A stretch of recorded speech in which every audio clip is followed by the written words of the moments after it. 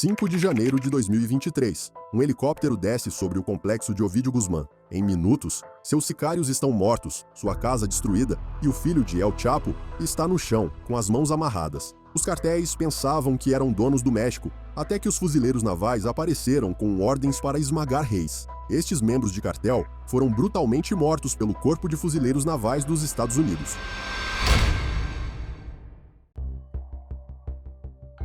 7 de fevereiro de 1985, Guadalajara, México. O agente do DEA, Henrique Kiki Camarena, sai do consulado dos Estados Unidos para almoçar com sua esposa. Ele nunca chegou. Atiradores do cartel, mostrando distintivos falsos da polícia, o jogam em um carro que o esperava. Ele revida. Ele está em menor número. Essa é a última vez que alguém o vê vivo. O que aconteceu a seguir assombraria o México e mudaria permanentemente como a América luta sua guerra às drogas. Antes de Kiki Camarena se tornar o símbolo de uma guerra global às drogas, ele era um garoto de Calexico, Califórnia. Ele se juntou aos fuzileiros navais logo após o ensino médio. 4 anos de serviço afiaram sua disciplina, seus instintos e, acima de tudo, sua lealdade. Depois, ele ingressou na polícia e, eventualmente, se tornou um agente do DEA. Mas, ao contrário da maioria dos agentes, Kiki não queria apenas prender traficantes de rua. Ele queria os peixes grandes, os chefes do cartel. E, para isso, ele tinha que ir onde ninguém mais iria. Kiki se voluntariou para uma missão no México, numa época em que a maioria dos agentes americanos estava apavorada para trabalhar lá, não por causa das pessoas, mas por causa do poder que os cartéis já tinham. Em Guadalajara, Kiki se infiltrou. Ele trabalhou disfarçado por anos. Ele não carregava a arma. Sua mente era sua arma. Ele não estava atrás de manchetes. Ele estava atrás da verdade. Para os líderes do cartel, Kiki era um fantasma. Ele se movia pela cidade silenciosamente, coletando informações, construindo uma rede de informantes. Ele tinha uma memória fotográfica e conseguia lembrar de conversas palavra por palavra. Sua maior conquista? Uma única operação: Rancho Búfalo, uma plantação de maconha massiva e secreta no deserto, valendo bilhões. Pertencia e era operada pelo cartel de Guadalajara, protegida por guardas armados e soldados corruptos. Graças às informações de Kiki, os militares mexicanos queimaram tudo até o chão. Essa única apreensão custou ao cartel de Guadalajara quase 8 bilhões de dólares. E isso foi nos anos 1980. Hoje, isso significaria impressionantes 24 bilhões. Os chefes do cartel ficaram furiosos. Eles nunca haviam sofrido um golpe financeiro tão grande. Isso não foi apenas uma operação, foi uma guerra. E eles sabiam exatamente quem culpar. 7 de fevereiro de 1985. O cartel age. Eles sequestram Kiki em frente ao consulado dos Estados Unidos, um ato ousado no meio do dia, na frente de testemunhas. Pelas 30 horas seguintes, Kiki suporta uma tortura indescritível dentro de um esconderijo do cartel. Suas costelas são quebradas, seu crânio foi esmagado, sua mandíbula deslocada. Mas isso não foi o suficiente. Eles trazem um médico corrupto para reanimá-lo, apenas para torturá-lo novamente. Eles o queimam, eles o eletrocutam, eles o sufocam. Durante tudo isso, Kiki se recusa a ceder. Quando seu corpo é encontrado, está envolto em plástico, jogado em uma cova rasa ao lado de seu piloto, Alfredo Zavala. Ambos os homens foram assassinados por fazerem seus trabalhos. Mas Kiki era mais do que um agente. Ele era um fuzileiro naval dos Estados Unidos. E o cartel não matou apenas um homem. Eles declararam guerra a um país. Aqui está o presidente Ronald Reagan prometendo à esposa de Kiki que ele teria a justiça que um fuzileiro merecia. Reagan então fechou a fronteira Estados Unidos-México. Carros fizeram filas por quilômetros. A economia do México sangrava milhões a cada hora. Nos bastidores, o DEA lançou a Operação Leyenda, a maior investigação de homicídio da história da agência. Não havia mais burocracia, nem mais diplomacia. Apenas fogo. Agentes americanos invadiram o México. E eles não estavam pedindo favores, estavam exigindo justiça. We had already identified basically the top level ranking members of the cartel. And so that is where we started a global manhunt to bring them to justice. Em meses, os chefes do cartel de Guadalajara estavam caindo como dominós. 3 people are now under arrest in connection with this month's kidnapping of a U.S. Drug Enforcement agent. Rafael Caro Quintero, o implacável cultivador por trás do Rancho Búfalo, foi preso na Costa Rica. Ernesto Fonseca Carrillo, o chefão discreto que cuidava das finanças, foi capturado em Puerto Vallarta. E Miguel Ángel Félix Gallardo, o próprio padrinho, foi jogado em uma cela em 1989. Ele ainda está lá. Ser o maior chefão do México não foi suficiente para escapar da lei. A mensagem era clara: mate um fuzileiro naval e você desperta a ira dos Estados Unidos. Mas a consequência real foi muito maior do que essas prisões. A morte de Kiki forçou o governo dos Estados Unidos a repensar tudo sobre a guerra às drogas. Pela primeira vez, os militares se tornaram parte da conversa, porque os cartéis não eram mais apenas criminosos. Eles estavam se comportando como insurgentes, armados como milícias, agindo com impunidade e mantendo regiões inteiras como reféns. O que Kiki revelou, através de sua vida e sua morte, foi que isso não era sobre crime, era sobre controle. Os cartéis controlavam cidades, forças policiais, juízes e até oficiais militares. Mas o que eles não podiam controlar era o que vinha a seguir. Após a morte de Kiki, tudo mudou. O DEA ganhou poderes sem precedentes. O governo dos Estados Unidos aumentou o financiamento para operações anti-cartel. E o mais importante, eles trouxeram os guerreiros que entendiam como lutar um tipo diferente de guerra: os fuzileiros navais dos Estados Unidos. High standards. High standards. Personal conduct. Personal conduct. Rallying. And professional skill. Professional skill. A morte de Kiki tornou-se um ponto de virada, um grito de guerra por precisão militar em um ambiente onde apenas a polícia não era suficiente. Nos anos seguintes, unidades especializadas de fuzileiros navais trabalharam lado a lado com unidades de elite mexicanas, visando a liderança do cartel, desmantelando redes e expondo a corrupção que apodrecia o México de dentro para fora. Todo fuzileiro naval que já participou dessas missões carrega a mesma memória: Kiki Camarena, um fuzileiro naval que nunca pôde revidar, mas que inspirou uma geração de guerreiros que o fariam. E enquanto o cartel de Guadalajara caiu após o assassinato de Kiki, a Hydra ganhou novas cabeças. Uma dessas cabeças se tornaria o cartel mais sádico que o México, e o mundo já viu. Um cartel que não apenas matava seus inimigos, eles os cozinhavam vivos. Conheça Los Zetas. –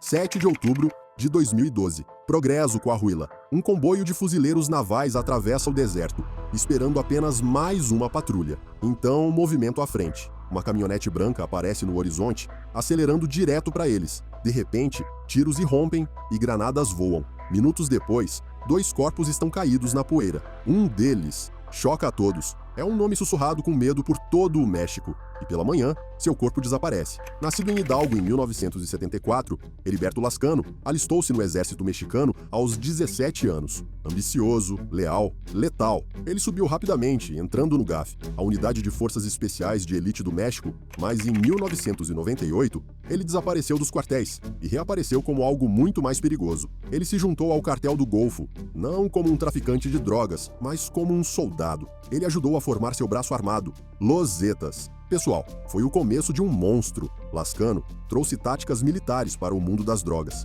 Emboscadas de comboio, operações psicológicas, execuções ao vivo. Ele não apenas matava seus inimigos, ele fazia um espetáculo disso. No final dos anos 2000, Lascano não era mais apenas um comandante. Ele era o chefe. Depois de romper com o cartel do Golfo, ele transformou Los Zetas em seu império.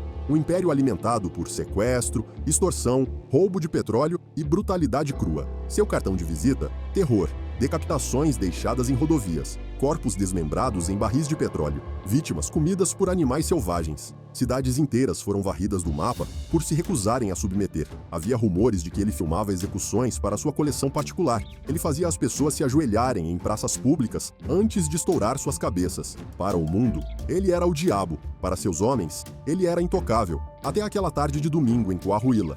7 de outubro de 2012. Um jogo de beisebol local está terminando na cidade de Progresso. Famílias voltam para casa, crianças invadem as barracas de tacos, e uma van branca, carregando 2 homens do cartel, desce em alta velocidade por uma estrada próxima, sem saber que cruzaram o caminho de uma unidade de patrulha dos fuzileiros. Um tiroteio curto e intenso começa. Os atiradores disparam primeiro, usando armas automáticas e um lançador de granadas. Os fuzileiros navais respondem com precisão cirúrgica. 2 corpos caem. Um deles está usando um relógio folheado a ouro. Ele tem tatuagens distintas. Os fuzileiros navais o reconhecem quase imediatamente. Heriberto Lascano. Ele não tinha comitiva, nem guarda-costas, nem túnel de fuga. Apenas uma arma e uma van. E em segundos, o homem que um dia governou metade do México estava com o rosto na poeira. Os fuzileiros navais transportam seu corpo para uma funerária para a identificação oficial. As impressões digitais batem. As varreduras faciais confirmam. É ele.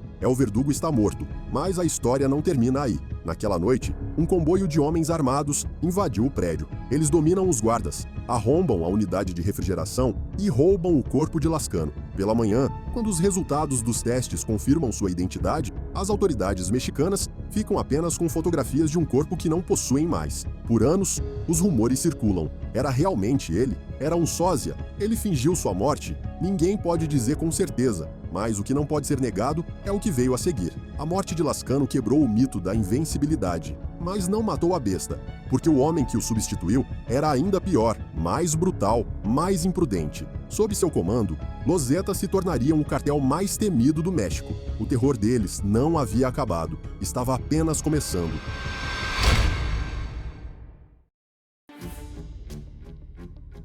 Um porão em La Galera, norte do México. Sangue está manchado nas paredes e um barril de aço ainda fumega. O chão está coberto de lacres plásticos, roupas em decomposição e fragmentos de ossos. Lá dentro, os investigadores encontram o que Los Zetas chamavam de cozinha. Não para comida, mas para pessoas. Eles ferviam suas vítimas vivas, às vezes na frente de suas famílias. E isso não era um horror isolado, era a assinatura deles. Mas em 2008, eles cruzaram uma linha, da qual nem eles podiam voltar. Eles sequestraram cidadãos americanos. E foi aí, meus amigos, que os fuzileiros navais se envolveram. Depois que Heriberto Lascano foi morto a tiros em 2012, a maioria das pessoas presumiu que Los Zetas desmoronaria. Mas, em vez disso, eles evoluíram. A morte de Lascano desencadeou algo ainda pior, porque o homem que assumiu não era um soldado como Lascano. Ele não era metódico ou friamente estratégico. Ele era caótico, sádico e selvagem. Sob nova liderança, Los Zetas não apenas continuaram sua guerra, eles a escalaram. Emboscadas em comboios militares, carros-bomba em frente a prefeituras, execuções ao vivo postadas online como se fossem trailers de filmes, corpos deixados assim, para todos verem. Policiais locais se juntavam ao cartel ou desapareciam, e os civis tornaram-se danos colaterais. O novo chefe se autodenominava Z40. Sua especialidade? Um método chamado El Guiso, o ensopado. These are stews where you take a member of the family and you put them in a pig boiler and you pour gasoline on them and then you set a match to them. Às vezes, Z40 fervia as famílias de seus inimigos primeiro, na frente deles, antes de pôr fim à sua miséria. Este era o seu teatro, um aviso para qualquer um que pensasse em falar, resistir ou fugir. E seu público favorito? Os fuzileiros navais, porque Z40 queria uma guerra, e logo ele teria uma. A essa altura, Los Zetas controlava Nuevo Laredo, o corredor de drogas mais lucrativo para o Texas. E foi aí que cometeram seu erro, porque uma noite eles sequestraram reféns americanos. Foi aí que os fuzileiros navais dos Estados Unidos foram chamados não apenas para ajudar, mas para acabar com isso. 2008, Nuevo Laredo. Um complexo dos Zetas havia sido identificado nas profundezas do território controlado pelo cartel, cercado por torres de vigia, guardas armados e túneis de fuga. Dentro, reféns americanos, liderança do cartel e um arsenal de armas de nível militar. O governo mexicano não podia entrar sozinho. Muito arriscado, muito comprometido. Então, o Corpo de Fuzileiros Navais dos Estados Unidos interveio para treinar uma força-tarefa de elite, Forças Especiais Navais da Marinha do México, uma das poucas divisões não infiltradas pelo dinheiro do cartel. Por semanas, os fuzileiros navais realizaram exercícios com suas contrapartes mexicanas, guerra urbana, resgate de reféns e limpeza de túneis. Eles estudaram imagens de satélite, ouviram conversas de rádio interceptadas e aprenderam cada fenda em cada parede. Então veio a noite. Era uma noite escura em Nuevo Laredo. Atiradores de precisão dos fuzileiros navais se posicionaram em telhados, cobrindo todas as saídas. Às 2h41 da manhã, eles agiram. Um guarda do perímetro viu algo, abriu fogo. Grande erro. Em segundos, unidades treinadas pelos fuzileiros navais invadiram o complexo por 3 direções. Silenciadores silvaram. Granadas de efeito moral estilhaçaram janelas. Los Zetas lutaram como animais, selvagens, desesperados e desorganizados. Mas os fuzileiros navais lutaram como máquinas, precisos, silenciosos, implacáveis. Sala por sala, eles limparam o complexo. Atiradores do cartel foram encontrados escondidos em armários, debaixo de camas, até mesmo atrás de paredes falsas. Eles não tinham para onde correr. Em uma sala trancada no porão, eles descobriram 10 reféns, 4 americanos e 6 mexicanos. Eles foram acorrentados, espancados e deixados para apodrecer. Mas contra todas as probabilidades, ainda estavam vivos. 48 membros do cartel estavam mortos. 0 fuzileiros navais perdidos. Mas a missão não foi apenas um resgate, foi uma mensagem. Los Zetas responderam com sangue. Nas semanas seguintes à operação, eles massacraram vilarejos inteiros visando qualquer um suspeito de falar com as autoridades. Eles acreditavam que o medo era seu escudo, mas não contavam com o que viria a seguir. Em vez de recuar, os fuzileiros navais dobraram a aposta. Eles expandiram seu treinamento das unidades navais mexicanas. Eles infiltraram conselheiros, ensinaram como interceptar comunicações do cartel, identificar rastros de lavagem de dinheiro e conduzir ataques cirúrgicos. Não se tratava mais de uma operação, era uma campanha. Pela primeira vez, os fuzileiros navais não estavam apenas reagindo, eles estavam caçando. E em 2013, eles conseguiram seu maior prêmio. Now the man who led one of Mexico's most notorious drugs gangs has been captured. Miguel Ángel Trevinho Morales, vulgo ZET-40, estava em uma caminhonete blindada em uma estrada de terra em Tamaulipas. Ele tinha 8 guarda-costas, 2 milhões de dólares em dinheiro e um arsenal no porta-malas. O que ele não tinha era a menor ideia de que sua localização havia sido comprometida. Um comboio de fuzileiros navais mexicanos, treinados em táticas de interdição dos Estados Unidos, bloqueou a estrada. Eles cercaram o veículo. Nenhum tiro disparado, nenhuma baixa. ZET-40 foi arrancado de sua caminhonete, jogado no chão e algemado como um criminoso comum. A captura de Z-40 e a destruição do complexo de Nuevo Laredo marcaram o início do fim para Los Zetas como uma força unificada. Mas a história não termina com o colapso deles, porque enquanto os fuzileiros navais ajudaram a derrubar um dos cartéis mais aterrorizantes do México, havia um homem, apenas um, que não esperou por ordens. Ele não apenas lutou contra os cartéis, ele os humilhou. Esta próxima história não é sobre uma equipe ou uma missão, é sobre um fuzileiro naval que agiu por conta própria, que caçava chefões das drogas com um martelo em uma mão e uma câmera na outra.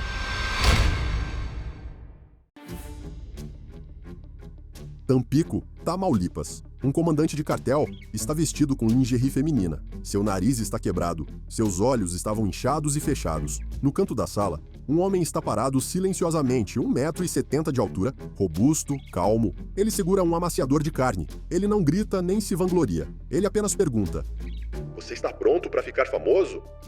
Eles o chamavam de El Marino Louco, o fuzileiro louco, mas os cartéis o chamavam de o homem que você não quer batendo à sua porta. Seu nome verdadeiro era Eric Morales Guevara, um ex-membro da unidade de elite de fuzileiros navais da Marinha Mexicana. Nascido e criado em uma pequena cidade no norte do México, Eric não se juntou ao exército por glória ou por um contra-cheque. Ele se juntou porque sua casa havia se tornado um cemitério. Sua cidade foi engolida pelo cartel do Golfo. Seus amigos desapareceram ou foram recrutados pelo cartel. El Aguarre, outrora uma pacata vila rural, tornou-se uma zona proibida, onde homens do cartel treinavam abertamente com equipamento militar roubado e davam festas de rua com metralhadoras. Onde outros fugiram ou cederam, Eric se alistou. Ele não queria apenas lutar contra os cartéis, ele queria arruiná-los. Em meados dos anos 2000, sussurros sobre um fuzileiro com táticas estranhas começaram a circular. Ele não operava como os outros soldados. Ele não estava interessado em prisões limpas ou vitórias no tribunal. Ele queria que os chefes do cartel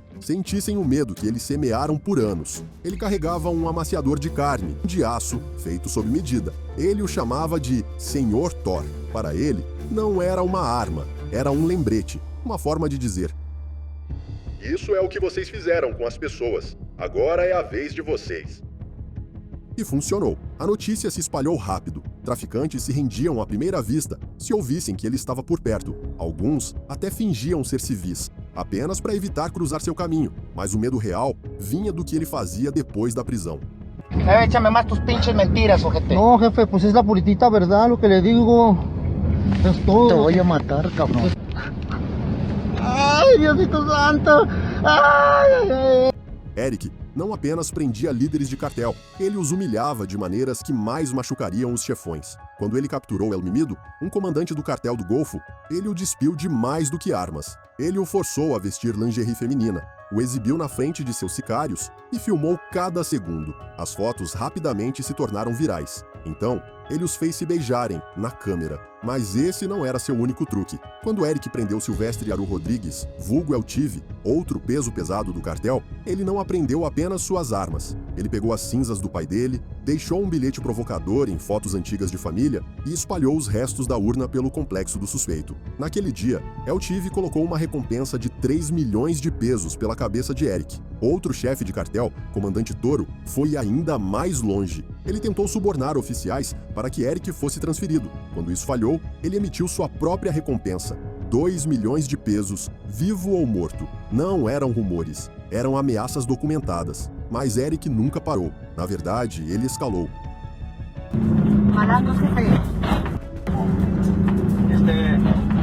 O alvo mais infame de Eric era Julian Loíza Salinas, mais conhecido como Comandante Toro, um dos principais executores do Cartel do Golfo, responsável por massacres no norte do México. Toda vez que a unidade de Eric se aproximava, Toro escapava, avisado por alguém de dentro. Havia rumores de profunda infiltração do cartel nos escalões do governo, mas Eric não se importava. Ele lançou sua própria campanha. Ele bloqueou as rotas de Toro, sequestrou seus carregamentos de drogas e fez seus homens desertarem. Toro ficou descuidado, desesperado para retomar seu território, e esse desespero o levou à morte. 22 de abril de 2017. Um tiroteio militar irrompe em Reynosa. Quando a poeira baixa, o comandante Toro está morto. Eric não estava no local, mas todos sabiam quem havia movido as peças do dominó. Os cartéis lançaram uma campanha de mídia em Tamaulipas. Penduraram faixas em locais públicos, acusando-o de corrupção, abuso e até de profanar os mortos. Eles queriam virar o povo contra ele. A Marinha Mexicana, receosa com a atenção,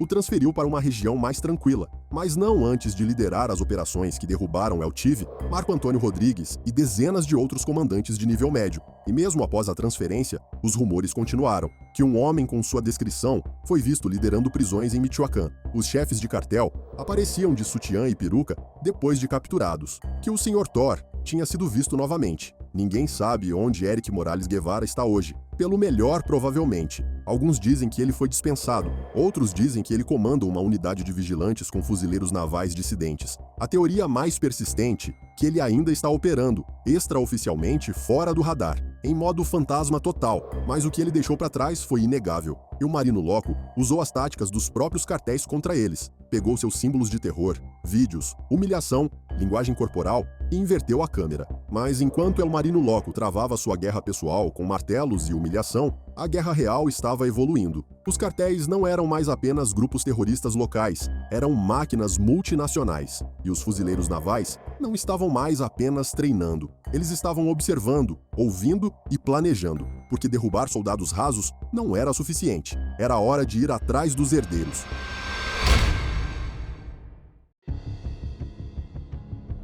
Dale, vamos.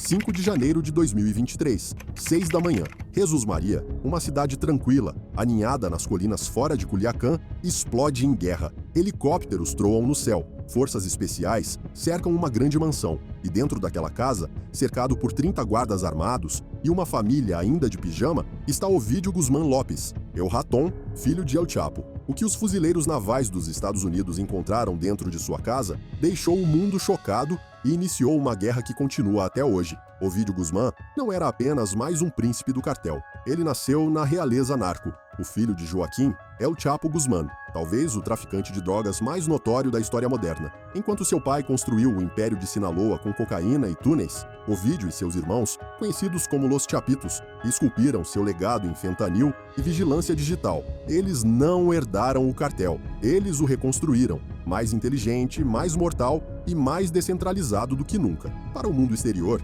Ovidio era um fugitivo com uma recompensa de $5 milhões.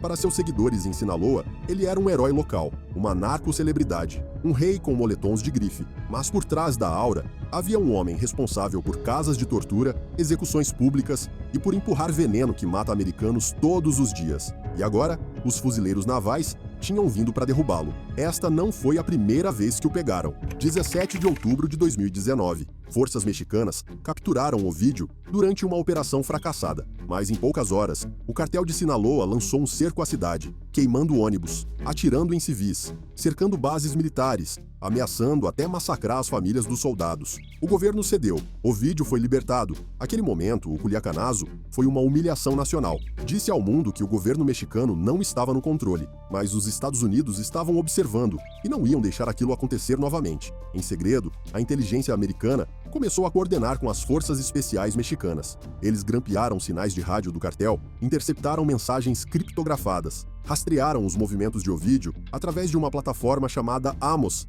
administrada pela Alfândega e Proteção de Fronteiras dos Estados Unidos. A abreviação de Sistema de Vigilância de Operações Aéreas e Marinhas é uma rede de radar que vigia os céus e mares em busca de qualquer coisa que não deveria estar se movendo e nunca erra duas vezes. E quando chegou a hora, eles lançaram a operação sob um nome, Operação Mongoose Azteca.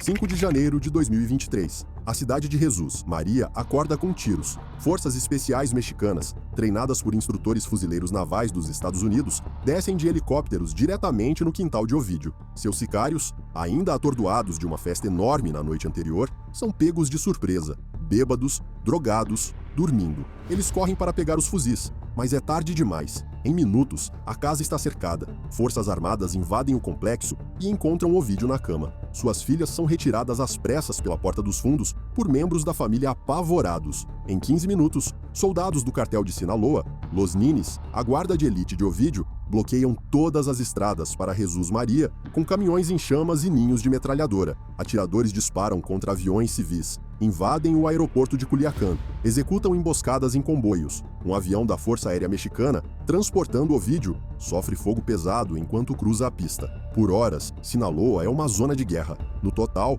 29 pessoas foram mortas, 10 militares e 19 soldados do cartel. 35 sicários ficaram feridos, vários civis ficaram feridos, e uma cidade inteira ficou sem eletricidade e internet. A escala da retaliação foi maior do que qualquer coisa vista em anos, mas desta vez, o governo não cedeu. Os fuzileiros navais não estavam apenas observando, eles estavam guiando. Embora nenhuma tropa americana tenha cruzado oficialmente o solo mexicano, não se engane, esta foi uma operação conjunta. A inteligência do Corpo de Fuzileiros Navais dos Estados Unidos desempenhou um papel crucial no planejamento da missão, desde a vigilância por drones até a estratégia de infiltração terrestre. Forças especiais treinadas pelos fuzileiros navais executaram a invasão. Interceptações de rádio dos Estados Unidos identificaram a localização exata de Ovidio, e o AMOS, uma ferramenta de vigilância desenvolvida pela Segurança Interna dos Estados Unidos, forneceu dados em tempo real durante a operação. Esta não foi apenas uma vitória militar mexicana, foi um manual dos fuzileiros navais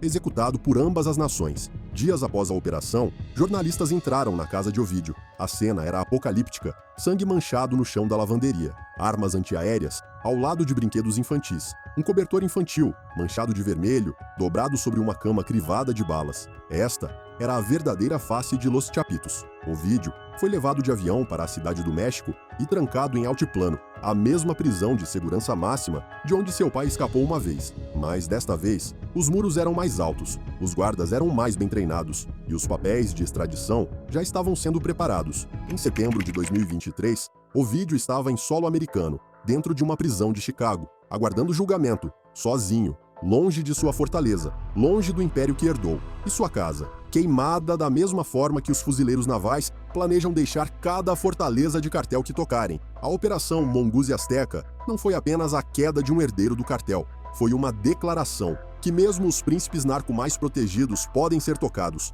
que a precisão apoiada pelos fuzileiros navais pode ter sucesso, onde a política e o medo falharam. Mas mesmo enquanto um chefão era arrancado de sua fortaleza, outra mensagem estava sendo escrita, desta vez em sangue. Porque poucos meses depois, os cartéis revidaram, não em um agente antidrogas, não em um rival, em um fuzileiro naval dos Estados Unidos. E o que se seguiu mudaria tudo.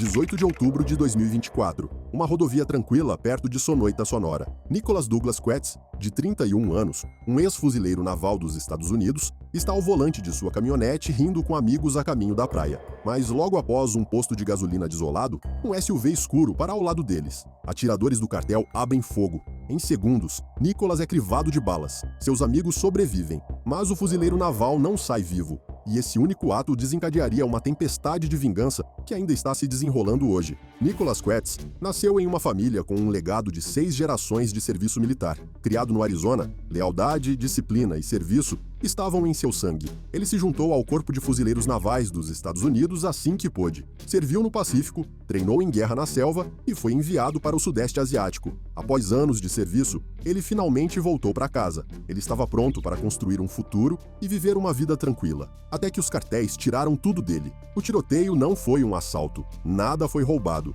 Sua carteira, telefone e dinheiro estavam intactos. Isso não foi violência aleatória. Foi uma execução direcionada, uma mensagem enviada pelo cartel de Caborca, que controlava aquela rodovia como um reino privado, uma zona proibida, disfarçada de estrada turística. E desta vez, eles não mataram apenas um estranho. Eles assassinaram um fuzileiro naval. A notícia caiu como uma bomba. Em poucos dias, o pai de Nicholas, Warren Quetz, um tenente aposentado do Exército dos Estados Unidos, apareceu diante das câmeras e disse: "Eu vou processar a morte do meu filho depois que eu trouxer justiça, não antes." E então veio a verdadeira manchete. Ele recebeu uma ligação do presidente Donald Trump, 31 de outubro de 2024, um comício em Nevada. Trump traz a família de Nicholas ao palco. My son was murdered by cowards, shot in the back on the way to the beach in Mexico. Então Trump faz uma promessa que arrepia o mundo dos cartéis. Nós vamos pegar esse cara. O México vai entregá-lo para nós. Eles têm que entregar. Em semanas, drones Reaper começam a circular às fortalezas do cartel em Sonora. Uma força-tarefa especializada de 140 analistas de inteligência começa a revisar cada movimento, cada telefonema, cada sombra. A CIA entra na jogada. A vigilância se expande. As autoridades mexicanas recebem uma escolha: ajudar ou sair do caminho. Então, o primeiro dominó cai. 13 de fevereiro de 2025. Uma operação conjunta prende 7 membros do cartel ligados ao assassinato de Nicholas. Entre eles, Jonathan Antônio, vulgo El Gaia, um executor de nível médio que confessou ter planejado a emboscada. Mas para os fuzileiros navais, isso não era justiça, era o começo. No início de 2025, Trump retorna formalmente ao poder e designa os principais cartéis como organizações terroristas estrangeiras. This is actually an executive order designating the cartels and other organizations to be foreign terrorist organizations. That's a big one. Yes, sir. The single move changes everything. Esse único movimento muda tudo. Os militares dos Estados Unidos estão agora autorizados a usar táticas de contra-terrorismo contra os cartéis. Isso significa operações secretas de drones, envio da Força Delta e forças-tarefa conjuntas transfronteiriças. They are now officially in the same category as ISIS, and that's not good for them. Milhares de fuzileiros navais e membros da Guarda Nacional inundam as terras da fronteira. Eles não estão aqui para exibição, estão se preparando para a guerra. Drones Reaper agora voam sobre rotas de contrabando conhecidas, fornecendo inteligência em tempo real para centros de comando na Califórnia e no Texas. Os Marine Raiders, a unidade de operações especiais de elite, começam a realizar ataques noturnos em esconderijos e zonas seguras. Unidades cibernéticas bloqueiam as comunicações do cartel durante o transporte. Equipes de guerra eletrônica desativam sistemas de GPS usados por comboios de contrabando. Não é apenas força bruta, é aniquilação de precisão. E a mensagem está se espalhando rápido. Um membro de alto escalão do cartel de Sinaloa supostamente disse ao New York Times: "Você não consegue ficar calmo, não consegue nem dormir, porque não sabe quando vão te pegar. A coisa mais importante agora é sobreviver." Os cartéis estão vigiando os céus, as estradas e seus celulares. Mas eles não sabem onde os fuzileiros navais atacarão em seguida. A morte de Nicholas Quetz tornou-se o catalisador para algo que os cartéis há muito acreditavam ser impossível: o engajamento militar total dos Estados Unidos. Talvez os dias de terror dos cartéis estejam quase no fim. E tudo graças ao Corpo de Fuzileiros Navais dos Estados Unidos.